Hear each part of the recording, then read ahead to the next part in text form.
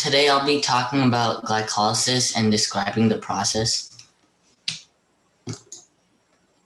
So glycolysis is the first stage of cellular respiration, and in glycolysis, the input is one 6-carbon glucose molecule, and the output is 2 3-carbon pyruvic acid. Energy is invested and harvested. To be specific, 4 ATP molecules are invested, and 2 ATP molecules are used for a net gain of 2 ATP molecules. The 4 ATP molecules are made when enzymes transfer phosphate groups from fuel molecules to ADP.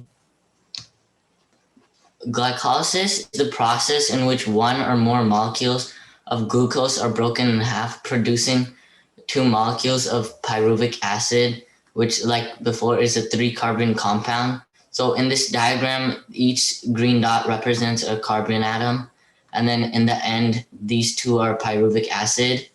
And it also shows that the ATP diagram, which is 4 ATP, are formed to make a net gain of 2 ATP. One of the reactions of glycolysis removes 4 high-energy electrons and passes them on to an electron carrier called NAD+, or nicotinamide adenine dinucleotide.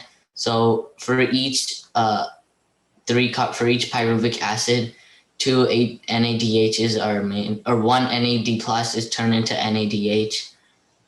And each NAD+ accepts a pair of high-energy electrons. The molecule NADH holds the electrons until they can be transferred to other molecules. And the energy yield from glycolysis is small, but the process is very fast. They can produce thousands of ATP molecules in a few milliseconds. One advantage to glycolysis is that it does not require oxygen. It's anaerobic, so it can supply chemical energy to cells where oxygen is not available. And when oxygen is not present, glycolysis follows fermentation, which still uses the pyruvic acid, but it does not need oxygen to function. But if oxygen is present, glycolysis